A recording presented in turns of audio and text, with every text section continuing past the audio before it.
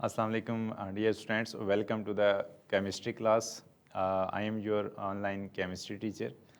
अच्छा, आज के लेक्चर में जो हम पढ़ेंगे वो बेसिकली MCQs होंगे इस चैप्टर के, वो हमने डिस्कस करने हैं। और उससे पहले जो कल लास्ट लेक्चर में हमने डिस्कशन की थी डाइल्यूशन ऑफ सॉल्यूशन, वो आपके सामने पेज मौजूद है। डाइल्यूशन ऑफ सॉल्यूशन को हमने ब्रीफली डिस्कस किया था। इसको ज़रा देखते जाएं कि ये सारा, और एक्टिविटी 3.1 आपने मुझे कैलकुलेट करके दी थी कुछ बच्चों ने, जिसका आंसर क्या आया था 2.08, कि हमें कोई सोल्यूशन दिया जाता है तो उसकी हमने डाइल्यूशन करनी है, मोलैरिटी फाइंड आउट करनी है, इनिशियल वॉल्यूम फाइंड आउट करना है, फाइनल वॉल्यूम फाइंड आउट करना है। तो इसके लिए हमने फार्मूला जो यूज़ किया था M1V1 is equals to M2V2, ठीक है। और उसके साथ हमने जो एग्ज़ाम्पल है 3.15, एग्ज़ाम्पल 3.15 आपने ख़ुद करनी है, ये आपका असाइनमेंट होगा, ठीक है।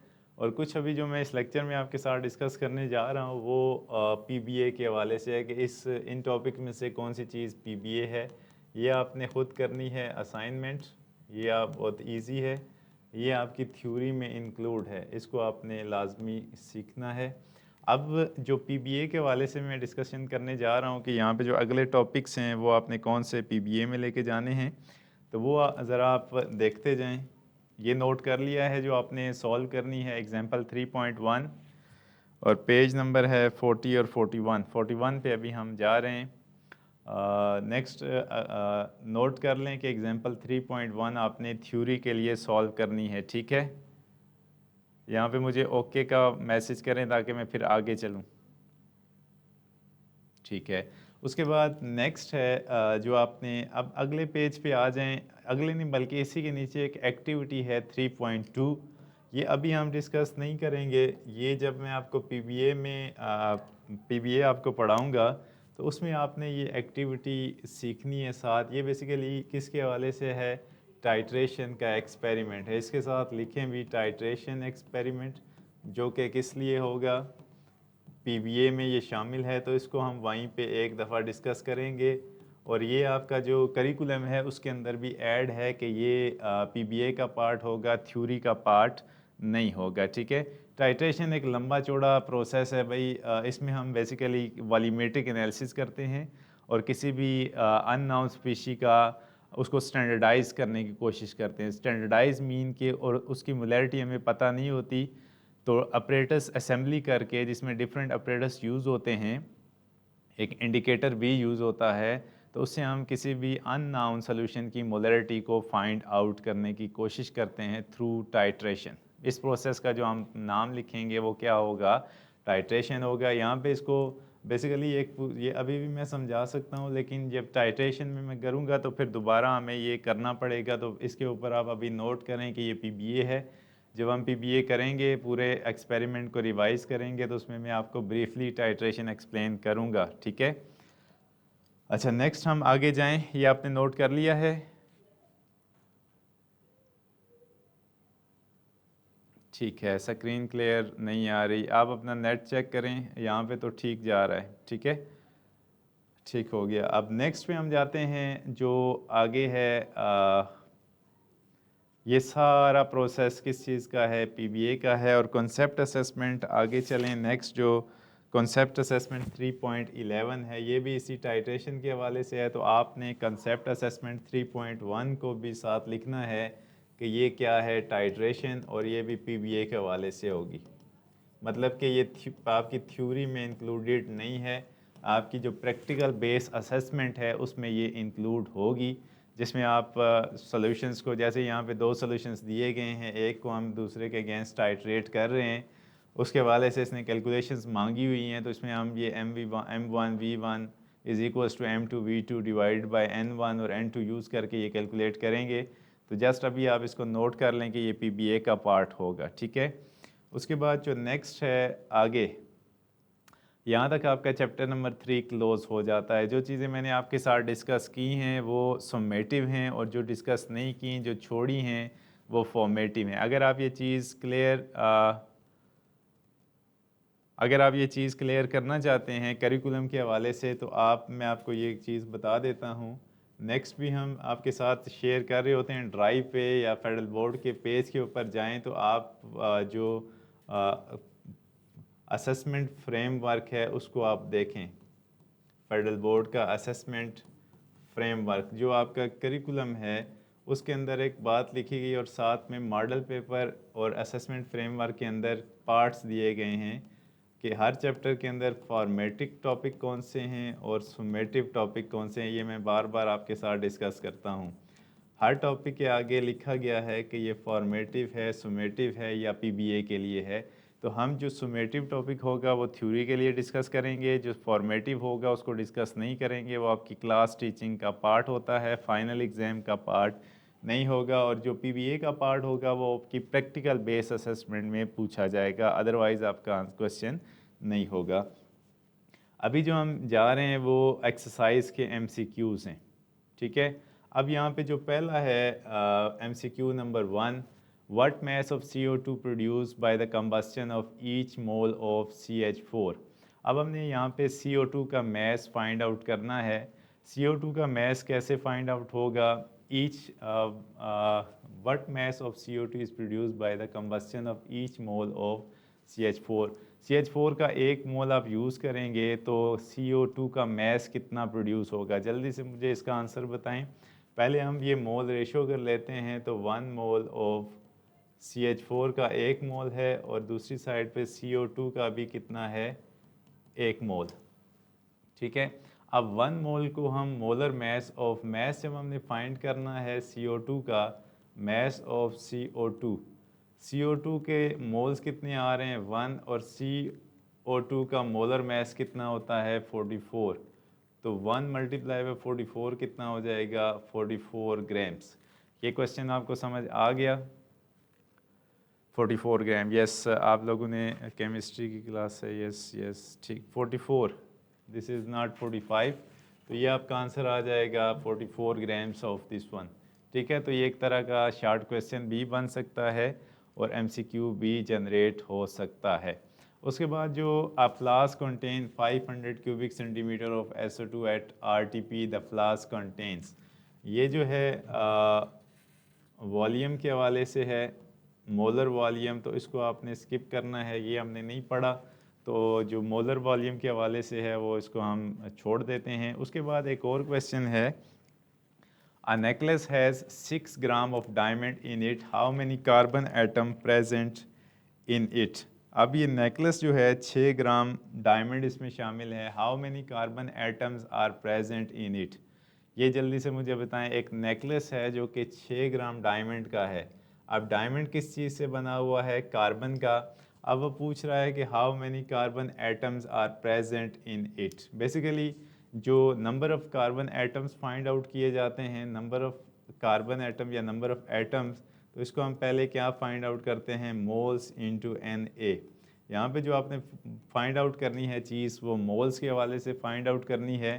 तो बेसिकली मोल्स कैसे आते हैं? Mass in grams divided by molar mass. Moles in grams mass in grams कितना है? 6, और मोलर मैस कार्बन का कितना होता है? 12। तो 6/12 कितना आ जाएगा? 0.5। हाफ एटम्स कितने हो जाएंगे? मोल्स। और नंबर ऑफ़ कार्बन एटम जब इसको आप Na से मल्टीप्लाई करोगे तो एक नंबर आएगा। यहाँ पे इसने कंप्लीट नहीं किया हुआ, तो यहाँ पे आपका आंसर क्या आ जाएगा? जल्दी से मुझे इसकी कैलकुलेशन बताएं और मेरे साथ साथ आप चलें। ठीक है, 0.5। ये जो लास्ट पे हैं इंटरेस्टिंग, ठीक है, ठीक हो गया। 0.5, ठीक है। ये आपने यहाँ पे पॉइंट आउट करना है ये सारी चीज़ें, ठीक है। 2 न्यूमेरिकल MCQs मैंने आपके साथ डिस्कस किए हैं। अभी सब्र करें, जो D पे अभी नहीं गए, 4 पे नहीं गए हैं, यहाँ तक ब्रेक लगाएं, ब्रेक इजी होके, ठीक है। इतना जल्दबाजी ना करें, क्वेश्चन को आपने समझना है। वैल्यूज़ हम चेंज भी कर सकते हैं, प्रोसेस आपको आना चाहिए कि ये होगा कैसे, ठीक है। अब ज़रा जो 108 कह रहे हैं, यहाँ पे कुछ लोगों के आंसर भी आए हैं जी। 108 इसका आंसर आएगा। 108 कैसे आएगा? सबसे पहले इसमें पूछा गया है कि what is the mass of aluminium in 204 gram of the aluminium oxide. तो सबसे पहले आपने क्या करना है कि जो मोल्स फाइंड आउट करने हैं एल्यूमिनियम ऑक्साइड के Al2O3 के आप मोल्स पैसे फाइंड आउट करोगे, ठीक है। मोल्स आ जाएंगे divided by mass in grams divided by molar mess. जो एल्यूमिनियम, सॉरी यहाँ पे लिखना है आपने, एक चीज़ मैं आपको ठीक कर देता हूँ, मोल्स ऑफ एल्यूमिनियम। तो यहाँ पे आप क्या लिखेंगे, जो इसमें दिया गया है 204 mass in grams divided by, इसका आप मोलर मैस कैलकुलेट करें Al2O3 का कितना आएगा। ये मैं थोड़ी सी आपको कैलकुलेशन बता देता हूँ। ये इसके मोलर मैस कितना आएगा Al2O3 का, Al2O3 का मोलर मैस कितना आएगा 27 multiply by 2 plus 16 multiply by 3। तो Al2 का मोलर मैस कैलकुलेट करें कि 108 सॉरी 108 नहीं 102। इसको आप सम अप करें तो कितना आता है, 102 आ रहा है या नहीं, जल्दी से।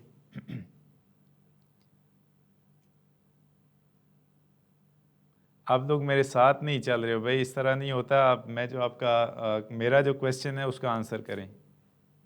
आप लोग अपना ही डी लगे हुए हो, क्लास ऐसे नहीं होती। तवज्जो के साथ और मेरे साथ चलें ताकि मुझे भी आइडिया हो कि आप जो है वो 102 ठीक है, आप सही है। अब इसको आप डिवाइड करेंगे, 204 डिवाइडेड बाय 102, तो आंसर क्या आ जाता है 2, ठीक है।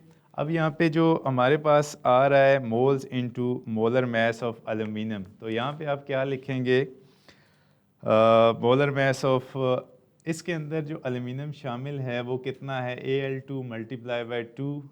तो यहाँ पे आप जो लिखेंगे mass is equals to moles into molar mass, ठीक है।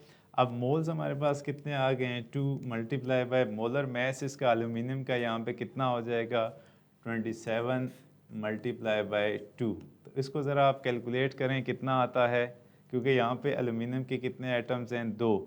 इसको ज़रा कैलकुलेट करें तो ये टोटल अब आ जाएगा हमारे पास कितना 108। अब आपका जो आप कह रहे थे डी ऑप्शन है, तो ये कैलकुलेशन है इसकी जो आपको पता होनी चाहिए, ठीक है। क्लियर है यहाँ तक, आगे चलें। किसी बच्चे का यहाँ पे कोई सवाल, ठीक है आगे चलते हैं, शाबाश गुड हो गया। अब जो क्वेश्चन नंबर है हमारे पास 5, उसकी तरफ जाते हैं। क्वेश्चन नंबर 5 क्या है, अब आप बच्चों ने मुझे बताना है कि the reactant which is consume earlier and give least quantity of the product is called. अब ऐसा रिएक्टेंट जो कि केमिकल रिएक्शन में ख़त्म हो जाता है और जो प्रोडक्ट की क्वांटिटी है उसको लीस्ट कर देता है, कम से कम प्रोडक्ट आपको देता है, उसको हम क्या कहेंगे, reactant in excess, stoichiometry, limiting reactant, stoichiometric amount. C limiting reactant. सारे बच्चे अपने ऑप्शंस को हाईलाइट करें। लिमिटिंग, ठीक है आगे चलते हैं। लिमिटिंग रिएक्टेंट, ठीक है। तो ज़्यादातर बच्चों के आंसर आ गए हैं, तो हम इसको कैसे मार्क करेंगे, लिमिटिंग रिएक्टेंट के साथ, ठीक है। अब दोबारा से मैं इसको डिफाइन करता हूँ कि ये डेफिनेशन भी है लिमिटिंग रिएक्टेंट की, कि ऐसा रिएक्टेंट जो रिएक्शन में कम्प्लीटली कंज्यूम्ड हो जाता है, ऐसे रिएक्टेंट को हम क्या कहते हैं, लिमिटिंग रिएक्टेंट। और ये लिमिटिंग रिएक्टेंट जो अमाउंट ऑफ प्रोडक्ट है उसको कम से कम कर देता है, लीस्ट कर देता है। तो ऐसे रिएक्टेंट को हम क्या नाम देते हैं, लिमिटिंग रिएक्टेंट, ठीक है। अब उसके बाद नेक्स्ट है, which of the following compound contain the highest percentage of mass by nitrogen. इसको परसेंटेज हमने डिस्कस नहीं किया था, परसेंटेज कंपोजिशन, तो इसको भी आप छोड़ देंगे, इसको आपने सॉल्व नहीं करना क्योंकि हमने इसका टॉपिक डिस्कस नहीं किया था, ठीक है। बाकी इसका जो कॉन्सेप्ट है वो आपको आता होगा कि आपने इसके मैस को कैलकुलेट करना है, ठीक है, divided by molar mess. Nitrogen का इसमें मैस कितना है 17 को आप इसके 14 को आप इसके मोलर मैस के साथ डिवाइड करेंगे, मल्टीप्लाई बाय 100 करेंगे, तो सब की परसेंटेज को आप कैलकुलेट कर सकते हैं। लेकिन ये हमने डिस्कस नहीं किया, तो इसको आपने याद नहीं करना। उसके बाद एक है vitamin A has the molecular formula of C12H30O।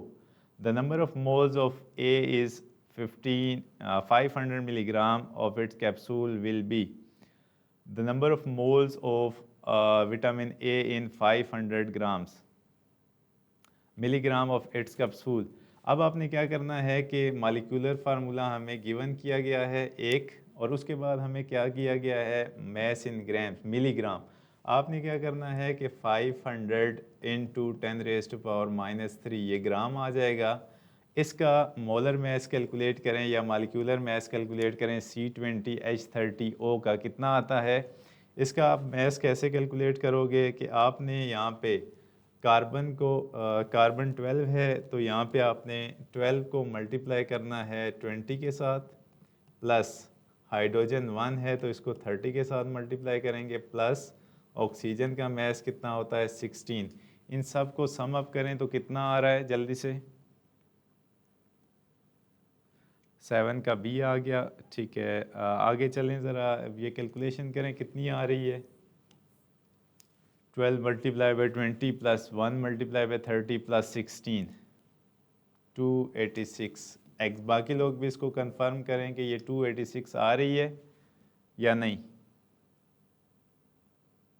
286 ठीक हो गया, बाकी लोग भी एक दो ठीक है। अब इन दोनों को आप डिवाइड करें तो आंसर क्या आता है ज़रा जल्दी से कितना बनेगा।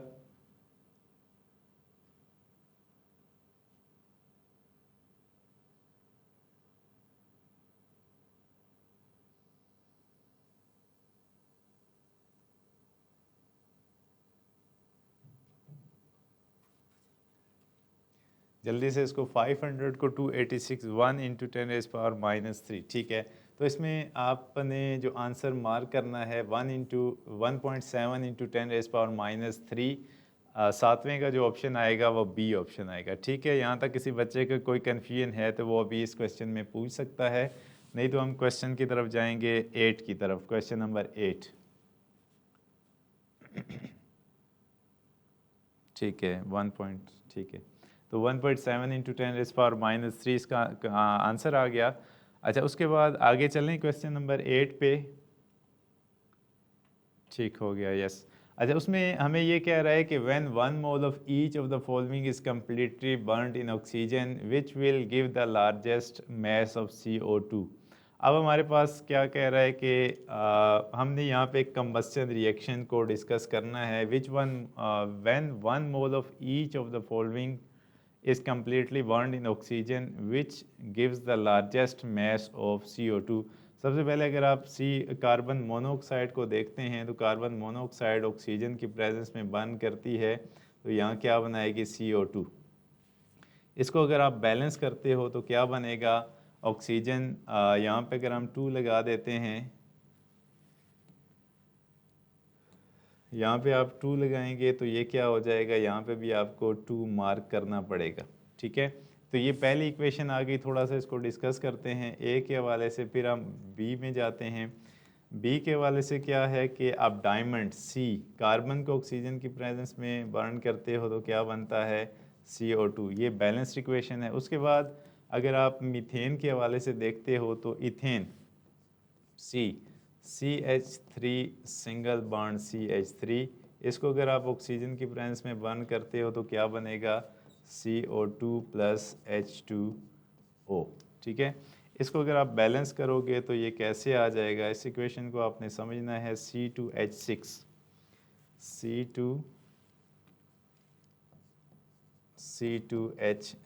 इसको अगर आप बैलेंस करो तो कार्बन कितने हैं 2, इस साइड पे कार्बन कितने हैं 1। अगर यहाँ पे हम 2 के साथ मल्टीप्लाई करते हैं तो कार्बन बैलेंस्ड हो जाता है।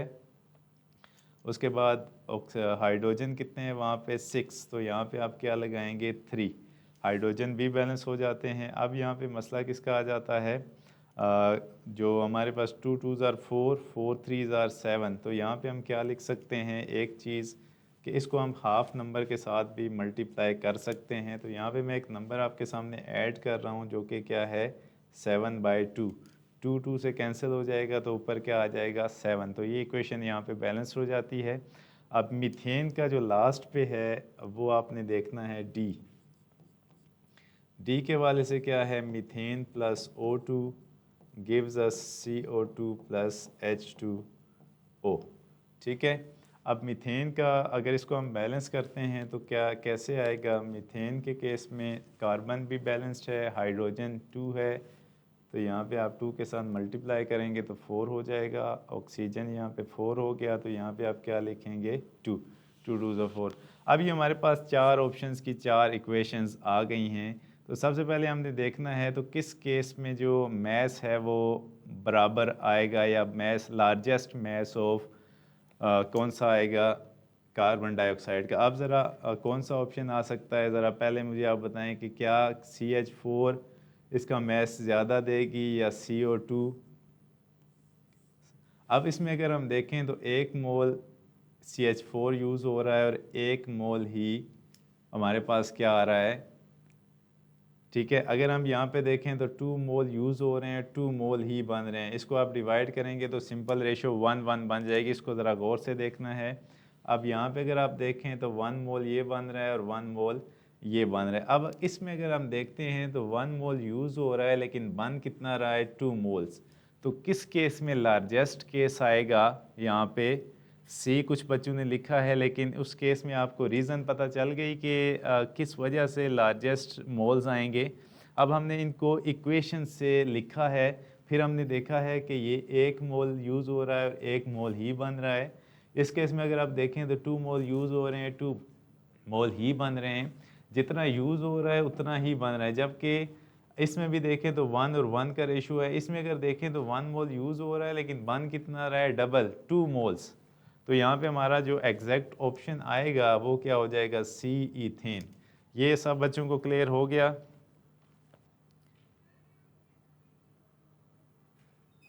ठीक है, यस, ठीक हो गया। अब हम आगे चलते हैं। क्वेश्चन नंबर है हमारे पास 9। क्योंकि इसको मैं रिमूव करूँगा, अगर किसी बच्चे ने इसका स्क्रीनशॉट लेना है तो वो ले सकता है। ठीक है, अच्छा 10 पे हम जाते हैं। बल्कि हमारे पास जो अभी हमने किया है वो 8 था। 8 के बाद हमारे पास क्वेश्चन है 9। 1 mole of ethanol and 1 mole of ethane have equal. अब यहाँ पे मुझे आपने बताना है, कंसेप्ट भी आपको पता होना चाहिए कि 1 मोल ऑफ एथेनॉल, एथेनॉल का जो फार्मूला होता है C2H5OH। अब एथेनॉल जो है वो किस फॉर्म में एग्जिस्ट करता है? मालिक्यूल की फॉर्म में एग्जिस्ट करता है। जबकि जो दूसरी बात लिखी गई है वो इथेन है। इथेन का फार्मूला क्या होता है? C2H6। और ये भी किस फॉर्म में एग्जिस्ट करती है? मॉलिक्यूल की फॉर्म में। तो इसने पूछा है कि 1 mole of ethanol and 1 mole of ethane have equal. कौन सी चीज़ इसमें इक्वल होगी? Mass, number of atoms, number of electrons, या number of molecules? Yes, number of molecules, क्योंकि इन दोनों की एग्जिस्टेंस जो है वो सेम स्टेट के अंदर है, मॉलिक्यूलर स्टेट के अंदर ये एग्जिस्ट करते हैं। तो इनमें जो होगा D option, number of molecules in दोनों में सेम होंगे। ठीक है, 1 mole of any substance contain ये मैंने आपको बताया था कि एवोगैड्रो नंबर और मोल की डेफिनेशन ये आप लेक्चर नंबर 1 देख सकते हैं इस चैप्टर का, जिसमें हमने मोल को डिफ़ाइन किया था। तो ये आपकी डेफिनेशन ठीक है, नंबर ऑफ़ मॉलिक्यूल्स। और आपने यहाँ पे अगर मैं चेंज कर देता हूँ, यहाँ पे इनकी स्टेट्स नंबर ऑफ़, अगर ये इन दोनों की स्टेट सेम है तो यहाँ पे मॉलिक्यूल्स हम लिख रहे हैं। अगर हम कहते हैं कि Na और जो दूसरा है फॉर एग्ज़ाम्पल कोई और हम एटम लेते हैं मैग्नीशियम, इन दोनों में कौन सी चीज़ सेम होगी? इन दोनों के लिए कौन सी चीज़ हम सेम रखेंगे? यहाँ पे जो सेम आएगी वो क्या होगा? एटम्स। बिकॉज इनकी जो स्टेट है ये किस स्टेट में एग्जिस्ट कर रहे हैं? एटॉमिक स्टेट के अंदर। अगर हम Na पॉजिटिव आइंस को और Mg2 पॉजिटिव आयन के लिए देखते हैं कि कौन सी चीज़ इनमें सेम होगी, तो इनमें जो 1 मोल के लिए चीज़ सेम होगी वो नंबर ऑफ़ आइंस होंगे। अब जो स्टेट्स हम डिफरेंट कर रहे हैं, जैसे मालिक्यूल था तो मालिक्यूल से हम एटम्स में आए हैं, एटम से आइंस में आए हैं, तो फिर यहाँ पे ये डेफिनेशन थोड़ी सी वेरी करेगी। ठीक है, तो ये चीज़ आपने साथ देखनी है। नेक्स्ट क्वेश्चन है, how many moles of oxygen are needed for the complete combustion of 2 moles of butane. अब यहाँ पे एक क्वेश्चन है, छोटा सा न्यूमेरिकल है, इसको आपने सॉल्व करना है। कि ये पूछ रहा है कि how many moles of oxygen are needed for the complete combustion of 2 moles of butane. कि आपको जो 2 मोल्स यहाँ पे गिवन हैं, 2 मोल्स ऑफ ब्यूटेन, और इसके साथ 13 मोल्स ऑफ ऑक्सीजन यूज़ हो रहे हैं। How many moles of oxygen are needed for the complete combustion of 2 moles of butane. सबसे पहले आपने क्या लिखना है कि जो 2 मोल्स ऑफ ब्यूटेन है C2H10 is equals to 13 moles of O2। ठीक है, अब हमने ऑक्सीजन के मोल्स को फाइंड आउट करना है, तो आप क्या करेंगे 2 बाय ये क्या हो जाएगा 13, बाकी स्टेटमेंट सेम रहेगी। यहाँ पे किसके मोल्स आ जाएंगे, मोल्स ऑफ O2। उसके बाद यहाँ पे 1 मोल आ गया, उसने कहा है कि भाई आप कितने मोल्स के लिए फाइंड आउट करो, 2 मोल्स के लिए, तो दोनों साइडों पे आप क्या कर देंगे 2 के साथ मल्टीप्लाई कर देंगे। 4 डिवाइडेड बाय 13 करें ज़रा, कितना बनेगा, इसका ऑप्शन है यहाँ पे या नहीं दिया गया। How many moles of oxygen are needed complete combustion of 2 moles of butanes. How many moles of oxygen are needed, ये ठीक है 13 मोल्स। ठीक है, यहाँ पे बेसिकली कुछ कैलकुलेशंस में चीज़ें यहाँ पे आप डायरेक्ट भी कर सकते हैं कि 2 मोल्स, लेकिन यहाँ पे आंसर भी आना चाहिए था।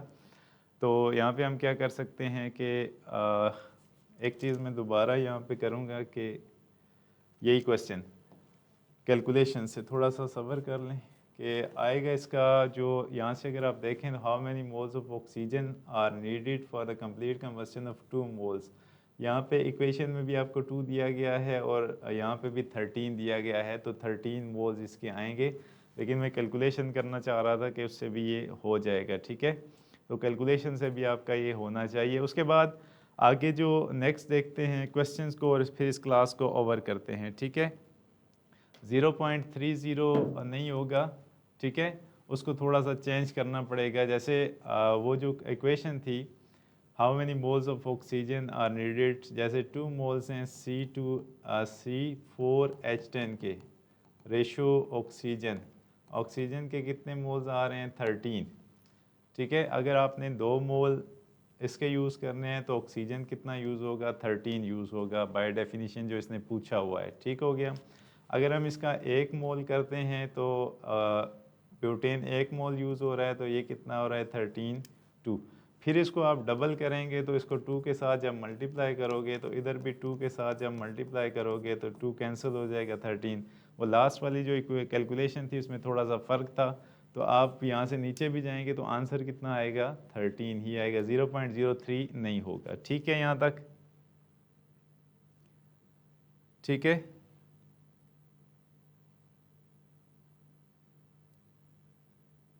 ठीक हो गया। अच्छा, अब लास्ट पे इस चैप्टर को आज मैंने क्लियर करना है। मैं आप बच्चों के साथ जो आपने न्यूमेरिकल सॉल्व करने हैं वो नोट कर लें, उसके बाद आपकी क्लास जो है वो डिस्कनेक्ट कर दी जाएगी, क्लियर हो जाएगी। अब जो क्वेश्चन आपने जो न्यूमेरिकल था उसको आपने क्लियर कर लिया, 13 मोल वाला, वो आपको क्लियर है। ठीक है, अब आ जाएँ जो आपने न्यूमेरिकल किए हैं या करने हैं वो मैं दोबारा बता देता हूँ। 1 आपने सॉल्व करना है, इसको हाईलाइट करें, जो आपकी सोमेटिव है जो आपने करना है। उसके बाद क्वेश्चन नंबर 2 आप नोट करें।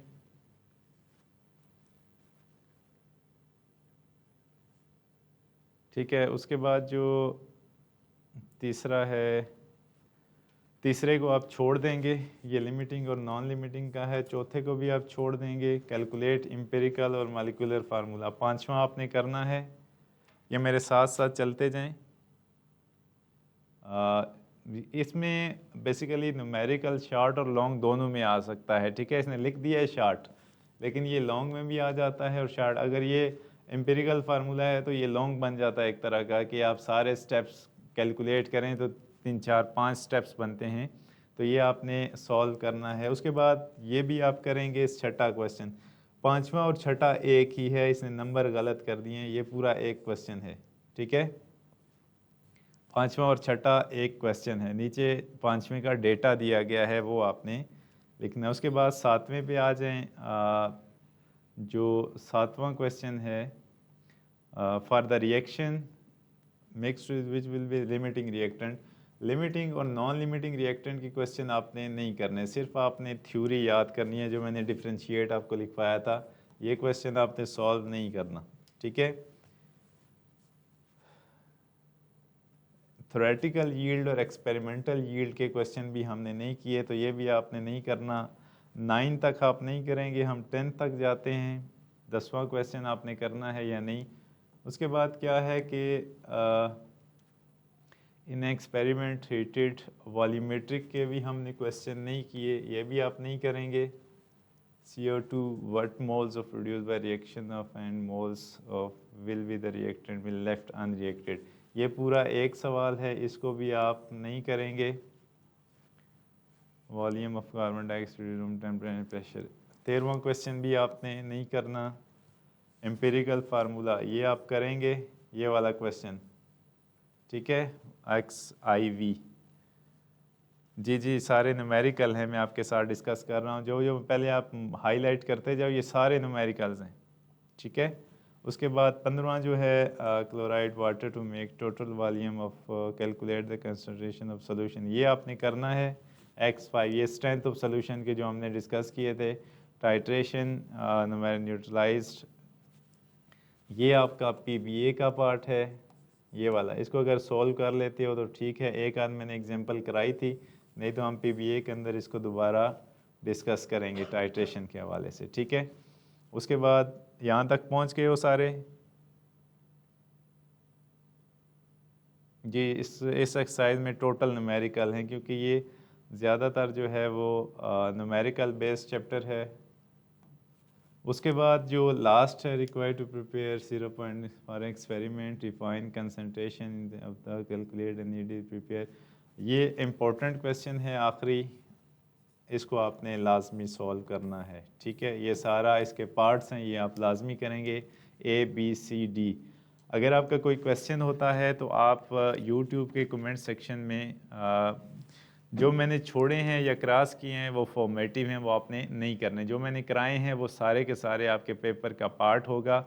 और मैंने आपको बताया था कि जो परसेंटेज के हवाले से जो हमने एम्पिरिकल या मॉलिक्यूलर फार्मूला कैलकुलेट किया था, वो लास्ट बोर्ड के पेपर में फर्स्ट एनुअल में वो आ चुका है, ठीक है। तो कुछ इंपॉर्टेंट चीज़ें मैं आपके साथ डिस्कस कर चुका हूँ, जो चीज़ें मैंने बताई हैं वो आपने लाजमी करनी है।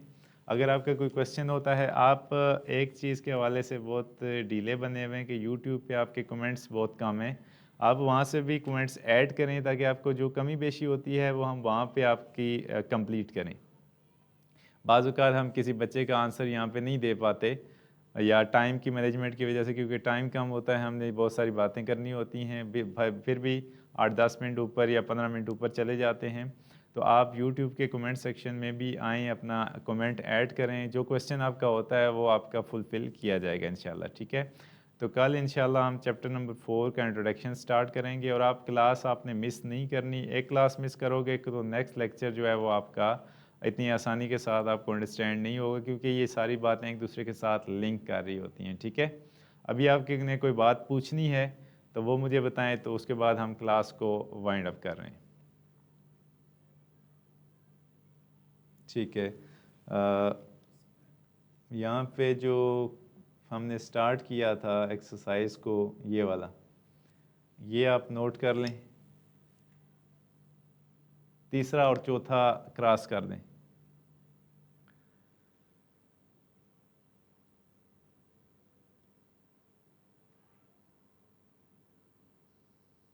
ठीक है।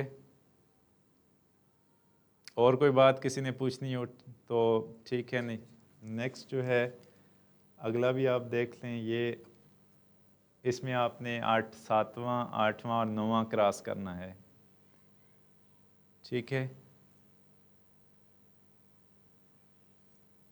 और उसके बाद जो नेक्स्ट है अगला भी अगर आप देखना चाहते हैं तो ये लास्ट पेज है, 10वां 11वां और 12वां 13वां आपने क्रॉस करना है, 14वां 15वां और 16वां जो है PBA का होगा, और 17वां जो है वो आपका थ्योरी के अंदर इंक्लूड होगा, ठीक है। अब तमाम बच्चों से मैं इजाज़त चाहूँगा, अपनी दुआओं में हमें याद रखिए, ताकि जो है वो हम आपके लिए नए से नया लेक्चर रोज़ का लेके आएँ और आप उससे मुस्तफ़ीद हों, और आपकी छुट्टियाँ जो हैं वो ज़ाया ना हों, उसमें आप कोई ना कोई काम करके स्कूल जाएँ। जब आप स्कूल जाएँ तो आप वहाँ से आगे स्टार्ट करें स्कूल के अंदर, और अच्छे मार्क्स लेने की कोशिश करें, ठीक है। अब तमाम बच्चों से इजाज़त है, अल्लाह हाफ़िज़।